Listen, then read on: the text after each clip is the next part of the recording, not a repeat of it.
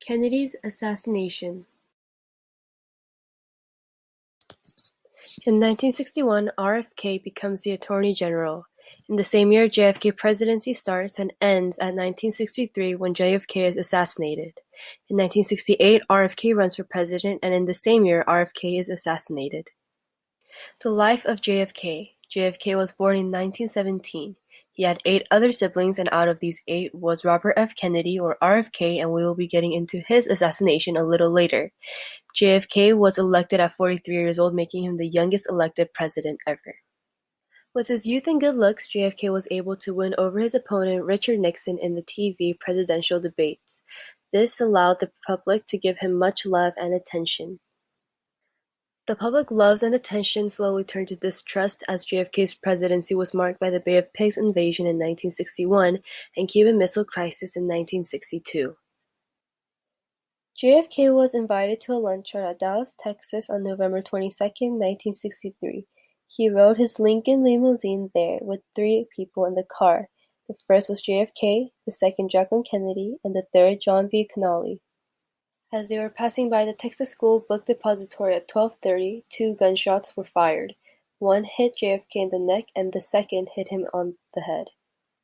At 12:40, JFK is brought to the Parkland Memorial Hospital, and at 1 he is presumed dead. The murderer was Lee Harvey Oswald, who hated communism and capitalism. That same night, he shot and killed Officer J.K. Tippit, who earlier that night interrogated him on the shooting. Oswald was found hiding behind a theater where he was captured and arrested. Oswald was charged with 2 murders, the first being President JFK's murder and the second being Officer J.K. Tippit's murder. While being transferred to a more local and secure jailhouse, Oswald was shot by Jack Ruby. Oswald was brought to the same hospital JFK died in, the Parkland Memorial Hospital, where he was later also presumed dead. Now, the life of RFK. RFK was born in 1925 and was one of the 8 siblings JFK had.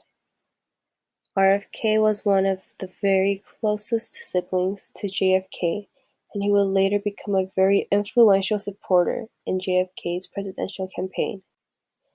Robert F. Kennedy worked tirelessly and efficiently as JFK's presidential campaign manager. After the election of JFK, RFK was appointed as Attorney General in JFK's cabinet.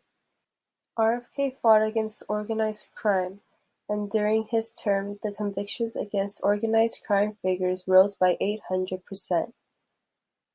RFK became increasingly committed to the use of integrated schools and public accommodations, as well as increasing African American voting rights. RFK had an influential role in the Cuban Missile Crisis. Instead of using missiles which could have led to an all-out nuclear war, he advocated for the blockade of Cuba. RFK also negotiated with the Soviet Union to remove their missiles. Robert F. Kennedy, as a New York senator, assisted underprivileged children, assisted students with disabilities, and established the Bedford-Stuyvesant Restoration Corporation, which improved living and working conditions. On March 1968, Robert F. Kennedy announced his candidacy for the Democratic Party. RFK's campaign was centered around that he would become the bridge of the Great American Divide between the poor and the rich, the young and the old, and between the various races that coexisted in America.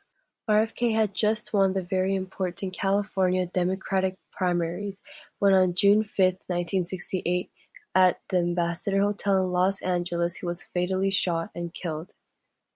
The shooter was Sirhan Sirhan, who had once been a great fan of RFK due to his policies for the poor. However, his opinions changed when RFK decided to send warplanes to Israel, his home. Thank you for listening about the Kennedy's assassination.